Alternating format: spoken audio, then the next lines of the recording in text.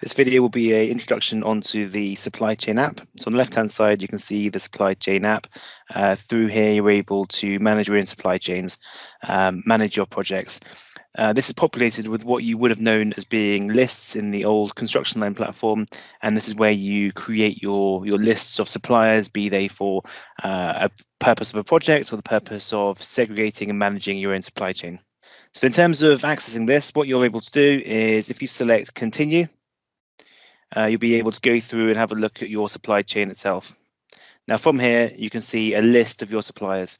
Now, for those of you who work in an organization with multiple divisions, you'll be able to use a drop down at the top to navigate to those divisions to which you have access. So from here, you can manage multiple supply chains depending on user permissions.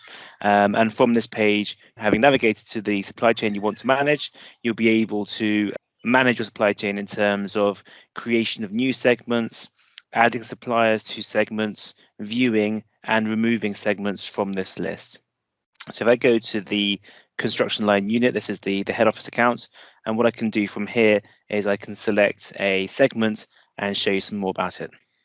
So if I want to go into a segment itself, click onto it, and this will show me the information on the segment. So once I'm in the segment, I can view the list of suppliers and I can view their construction line ID and I can see whether or not they're approved. So one of the things that it'll ask me is once I have created the segment is it an approved supplier for that segment?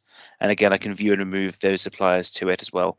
If I want to add suppliers to the segment, I simply click add supplier. I decide whether or not there's approved or unapproved, and I can go through and search for the name of the supplier.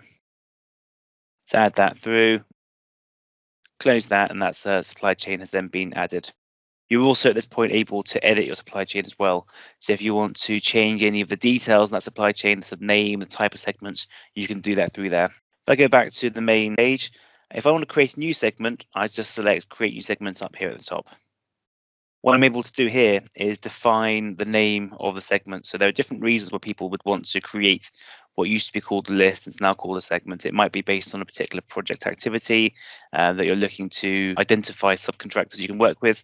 It may be because you want to start to segment your supply chain in a particular way. And you might want to do that for a number of reasons. One being reporting. So it may be to drive your analytics. So you maybe want to apply your analytics to that group of suppliers. It may also be to do with compliance. Something that we are building out is the ability to be able to define compliance based on particular parts of your supply chain. So if, for example, you've got particular stipulations that come along with a particular project that you need your suppliers, to be, for example, covered for working at height, you can actually apply those extra stipulations if they're working on that particular project. And you can define that by parts of your supply chain as well. So there may be extra checks that you need them to have in place, maybe checks of insurances or accreditations that you need to have to do the kind of work they want to do for you. So if I just define this, I can then go through, give it the name of the segment, and I can also give it a segment type. So this could either be a segment, project, building, site, asset, DPS, or framework. These are just different types. So on this particular instance, this is a project. Once I define it as a project, something I'm able to do is to define a location for that. So I can go through and I can define an area. And when I start to look at my analytics, then we can start to look at the potential things like locality. So how near your project are the suppliers that you're working with. You can also give it a segment overview. So this is just some text on that particular segment. So a description on this particular project, for example. And I'm able to then define a compliance policy. So what level do I need my supply chain to be at for this particular project? I've also got the share segment view, and this is the ability to be able to create a segment and share it within your organization. The way this would typically work is that if you have, for example, an approved list of suppliers that other people need to check before they manage their own supply chains, you can share it within your organization, and other individuals within the organization could review and check that approved list before managing their own supply chain. But there is a difference in permission. So those users who need to review that list would not be able to edit it in any way. Only those at the central level who've created that list would be able to go through and make any changes to it. If I click onto this, then you can start to see who it's been shared with. And these are other divisions within my organization. If I then select add,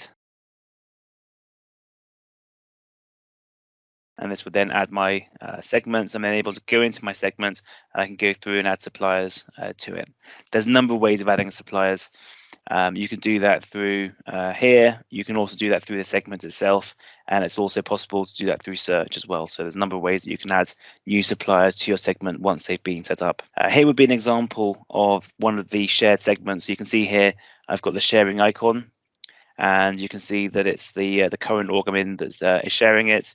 So this one has been created at the construction line unit level. If I click through into it, you can see that I've got the remove option as well as the view, and I'm able to go into it, and I've got the ability to view and remove suppliers, edit, as well as be able to add suppliers to it. If I navigate to another division within the organization, you will see that same supply chain. However, you'll see that it's view only.